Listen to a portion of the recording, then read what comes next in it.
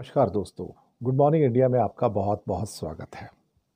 Channel आपका प्रिय daily news India 1.0 और मॉर्निंग शो आपके सामने आता है कैप्सूल के रूप में गुड मॉर्निंग इंडिया। आप इसे पसंद कर रहे हैं, हमारे लिए ये बहुत बड़ा एनकरेजमेंट है।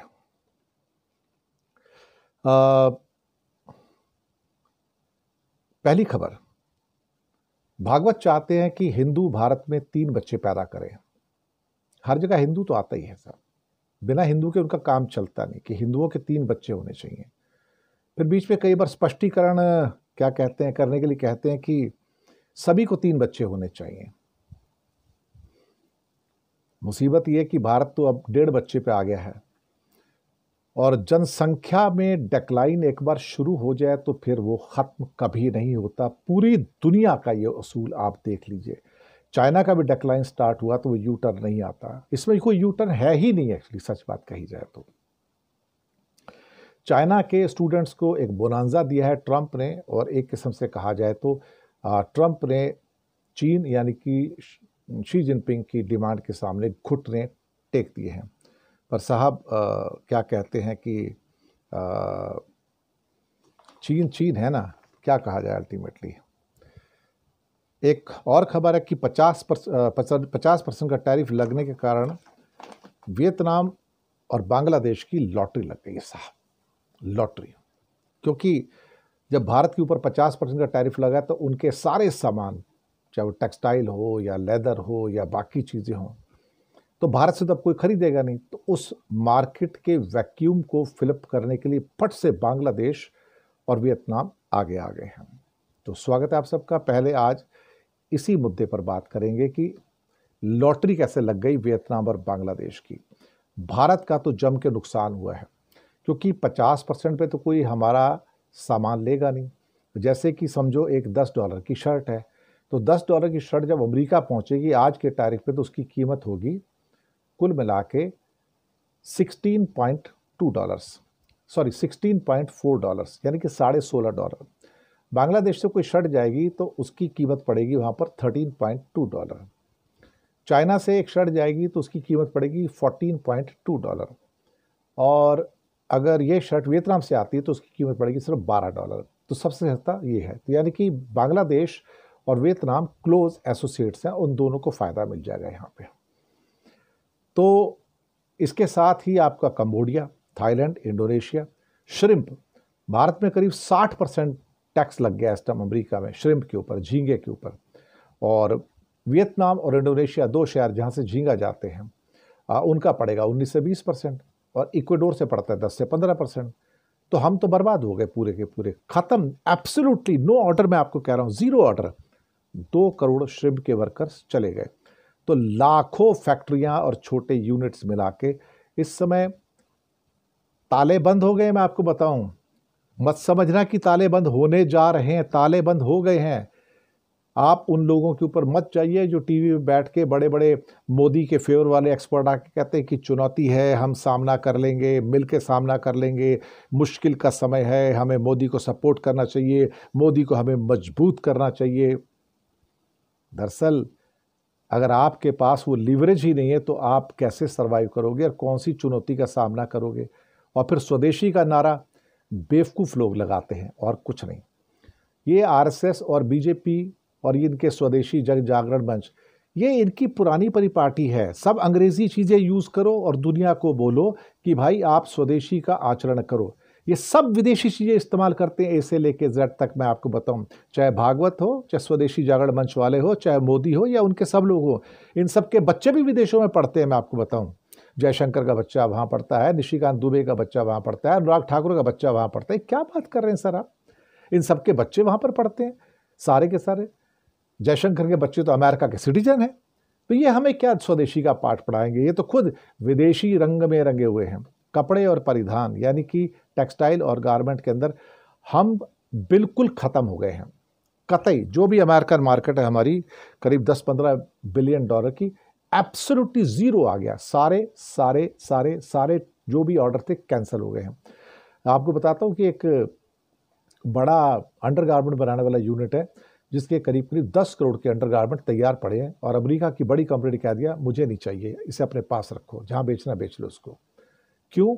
क्योंकि कहता है 62-64% के टैक्स के ऊपर, 50 नहीं है, उनके लोकल टैक्सेस भी है वहाँ पर, पहले का 10% भी लगा हुआ है, सब मिला के 64% होता है। तो 64% पे कौन आपका माल लेगा, मैं कहाँ बेचूंगा उसको, मेरा कोई दिमाग खराब है क्या। और बांग्लादेश तो अपने बेहतरीन उत्पाद के लिए जाना जाता है, वियतनाम अपने बेहतरीन उत्पाद के लिए जाना जाता है और कम कीमत पे जाना जाता है। अब भारत से जो कपड़ों का जो निर्यात था अमेरिका को, वो ले दे के और टेक्सटाइल का मिला के करीब $10 बिलियन के आसपास है। बांग्लादेश ने 2024 में करीब 7.5-8 बिलियन डॉलर के कपड़े जो थे अमेरिका को भेजे थे। अब आप सोचिए कि अब ये सारा मार्केट जो इंडिया का $10 बिलियन का है, ये वियतनाम और इनके लिए खुला है, जबकि वियतनाम ने 15.5 बिलियन डॉलर के कपड़े अमेरिका को भेजे थे। तो इन्होंने कुल मिला के करीब 23-24 बिलियन डॉलर के कपड़े तो सिर्फ दोनों ने भेजे अमेरिका को, और भारत ने भेजे बहुत कम, $10 बिलियन। तो इंडिया के $10 बिलियन गए, अब ये बढ़ जाएंगे इन दोनों देशों में। कुछ और भी हैं जो इस मार्केट को कैप्चर करेंगे, इसमें इंडोनेशिया है, कंबोडिया है और मैक्सिको है, और चाइना भी, क्योंकि बहुत बड़ा चाइना एक्सपोर्टर है गारमेंट्स का, 28 से 30% तो शेयर उसी का है ना, हमारा थोड़ी है। इसके अलावा जो डायमंड्स वगैरह हैं, वो कट एंड पॉलिश्ड हैं, जो रत्न हैं, वो तो हम पूरे 100% तबाह हो गए साहब, कुछ बचा ही नहीं है। 50 लाख लोग जो काम करने वाले हैं, अब इंडिया की मार्केट गई 50% पे, ये तो 5% के मार्जिन पे लोग काम करते थे। तो अब इसमें इटली, फ्रांस, थाईलैंड, टर्की और चाइना अब इसकी पकड़ मजबूत बनाएंगे, और इंडिया का जो $10 बिलियन का एक्सपोर्ट था वो गया तेल लेने। ऑटो कंपोनेंट्स में 50% लगाने से बल्कि 60% तक चला जाएगा। करीब 58,000 करोड़ के एक्सपोर्ट थे पिछले साल, वो पूरे के पूरे खत्म हो गए साहब यहाँ पर, पूरे के पूरे।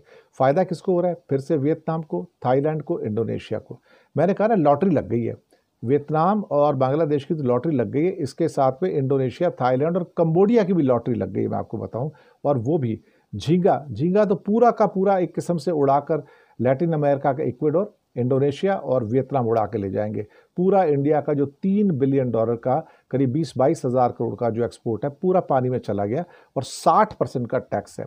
केमिकल्स 23,000 करोड़ का था, इस पर 50% से ज़्यादा टैक्स लगा, ख़त्म। अब उसकी जगह भी वियतनाम और इंडोनेशिया और बांग्लादेश तीनों, और थाईलैंड भी, ये पूरा का पूरा इसको अब मार्केट को कैप्चर कर रहे हैं। अब इंडिया यहाँ पर बिल्कुल एक किस्म से पीछे हटना शुरू कर दिया है। अमेरिका की ये जो नीति है, ये एक्चुअली बांग्लादेश को मजबूत बना रही है, वियतनाम को मजबूत बना रही है। वियतनाम जैसा देश जिसने सरेंडर किया था, एक्चुअली आज उसको फ़ायदा मिलने जा रहा है इंडिया की वजह से। और इंडिया का ये जो वैकेट कर रहा है इंडिया, $60 बिलियन की जो जगह इंडिया वैकेट कर रहा है, उसको भरने के लिए बांग्लादेश, वियतनाम, लैटिन अमेरिका के कुछ देश, इंडोनेशिया, कंबोडिया और इंडोनेशिया, ये सब तैयार बैठे हैं। वो तो एक बार कुछ जगह उन्होंने ऑक्यूपाई कर ली, उसके बाद आप अपना लॉस्ट ग्राउंड वापस नहीं गेन कर सकते, सालों साल लग जाते हैं। आप भला कोई आदमी आपके पास वापस क्यों मुड़कर आएगा। तो तभी मैंने कहा ना कि वियतनाम और बांग्लादेश की तो लॉटरी लग गई 50% के इंडिया के टैरिफ लगने से, और साथ में थोड़ी लॉटरी जो है इंडोनेशिया की, थाईलैंड की और कंबोडिया की भी लग गई है। अब आते हैं आरएसएस के भागवत साहब के ऊपर। भागवत साहब कहते हैं, साहब एक परिवार में अब 3 बच्चे पैदा करने पड़ेंगे, हिंदुओं को 3 बच्चे पैदा करने पड़ेंगे। उनका कहना है कि देश में अब जो फर्टिलिटी है 2.1 पे आ गई है। कहता है 0.1 तो कुछ होता नहीं, या तो 2 बच्चे पैदा करोगे, 3 करोगे, 2.10 बच्चे थोड़ी पैदा करोगे आप। तो आप 2 बच्चे पैदा करोगे तो भी नुकसान है, तो अब आपको 3 बच्चे पैदा करने पड़ेंगे। सही उम्र में शादी करो और 3 बच्चे पैदा करो। अब फिर कहते हैं कि जनसंख्या वृद्धि एक वरदान हो सकती है, लेकिन बोझ भी बन सकती है। पेट तो हमको सबका भरना है, ये एक जानवरों वाली एक नीति होती है ना, पशुओं की नीति होती है। हमको सबका पेट भरना है, बच्चे पेट भरने के लिए पैदा होते हैं। हमारा जॉब क्या है, क्या पेट भरना जॉब है क्या हमारा? वो कहते हैं कि जो रिसर्च वगैरह, इनका कहने का मतलब होता है ना, जो एजुकेशन है वो बाहर वाले हैं ना करने वाले, हमें क्या जरूरत पड़ी है, वो रिसर्च करेंगे, हम लोग यूज़ करेंगे, जो भी वो बनाएंगे हम उसका यूज़ करेंगे। हमें कुछ चीज़ इनोवेशन रिसर्च की जरूरत नहीं है। वैसे भी हमारे हिंदुस्तानी में इनोवेशन का दिमाग तो है ही नहीं। मैं तो पहले ही कहता हूँ, हमारी कौम में पूरा जो DNA है ना, पाकिस्तान, इंडिया, नेपाल, बांग्लादेश, श्रीलंका, इनके अंदर कोई दिमाग नहीं है रिसर्च का। कभी कभार कोई बिरला, कोई लाखों करोड़ों में से एक निकल आए तो निकल आए, अदरवाइज हमारे अंदर इनोवेशन का दिमाग भी नहीं है, हमारी सरकारों का भी दिमाग नहीं है, उनको भी रिसर्च नहीं चाहिए। वो कहते हैं पका पकाया माल मिलता है चीन से, अमेरिका से, वेस्ट से, हमें क्या करना है। तो हम तो ऐसे ही हैं भाई साहब, हमारे अंदर कोई दिमाग नहीं है। अगर हमारे पास दिमाग होता ना तो हम भी एक फेसबुक या व्हाट्सएप पैदा कर लेते, एक माइक्रोसॉफ्ट विंडोज़ पैदा कर लेते, एक एंड्रॉयड टाइप का एक नया ओएस पैदा कर लेते। हम तो कुछ कर ही नहीं सकते। अब भारत की जो प्रजनन दर है इस टाइम फर्टिलिटी 1.9 पे आ गई है। अब भागवत साहब चिंतित हैं भाई, अब हिंदुओं को क्या करेंगे, हिंदुओं का तो बड़ा मुश्किल आ गया। और इवन मुसलमानों की आबादी भी नीचे आ गई, वो भी शायद 2.1 या 2.2 पे चल रही है इस टाइम, तो वो भी माइनस में आ रहे हैं इस टाइम। अब ये कहते हैं भाई इनको रोको, नहीं रुका तो मुश्किल है। अब मुसीबत ये है कि उनके जो बच्चे पैदा होंगे 3 भागवत साहब, तो उन बच्चों को पढ़ाई कौन करवाएगा? हमें सोचने की ज़रूरत है ना, उनको पढ़ाई कौन करवाएगा, उनकी पढ़ाई की फीस कौन देगा, उनके बच्चों की हेल्थ उनको कौन लुक आफ्टर करेगा, उनके कपड़े कौन खरीदेगा? आप करोगे? एक काम करो ना भागवत साहब, पहले आप और मोदी जी दोनों मिलकर शादी कर लो और बच्चे पैदा कर लो, तब आपको पता लगेगा कि एक बच्चा पालना कितना मुश्किल है आज की डेट में। और आप कहते हो 3 बच्चे पैदा करो, आप तो मरवाने वाला हाल कर रहे हो। शायद आपको आज की महिलाओं की नीति नहीं पता और रीति भी नहीं पता है कि वो एक बच्चा भी पैदा नहीं करना चाहते। अब तो 3 की तो बात छोड़ दो, 3 बच्चे तो आपको किसी घर में मिलेंगे नहीं आज की डेट में। ये तो ख्वाब ले रहे हो और ये ख्वाब आपके पूरे होने वाले हैं नहीं। हाँ, निराशा जरूर होगी। हाँ, अगली खबर, चाइनीज स्टूडेंट्स को लेकर ट्रम्प बैकफुट पे आ गए हैं और कहा है कि चीनी छात्रों के लिए तो अमेरिकी यूनिवर्सिटीज़ के डोर खुले हुए हैं। और पहले जो था चाइना के खिलाफ जा रहे थे, लेकिन अब चाइना के खिलाफ जो था उनका उन्होंने यू टर्न आ गया है। उनका कहना है कि हमें चाइनीज स्टूडेंट्स चाहिए और 6 लाख चाइनीज स्टूडेंट्स के लिए अमेरिकन यूनिवर्सिटीज़ के दरवाजे खोल दिए हैं कि आप आइए, आपका बहुत बहुत स्वागत है। वॉशिंगटन और बीजिंग के बीच में ये बड़ा इम्पॉर्टेंट हमें डिसीजन लेना पड़ा है और मुझे लगता है कि चाइनीज स्टूडेंट्स की अमेरिका को ज़रूरत है। ट्रंप के इस बयान को यू टर्न माना जा रहा है। कम्युनिस्ट पार्टी से जुड़े कई इसमें छात्र भी हैं और चीनी छात्रों के लिए कहा कि ये 6 लाख छात्र बहुत महत्वपूर्ण हैं, हम चीन के साथ मिलकर काम करेंगे। हमारे तक रेयर अर्थ पहुँचे, बाकी चीज़ें पहुँचे और यही सबसे ज़रूरी है और हम चाइना का तहे दिल से स्वागत करते हैं।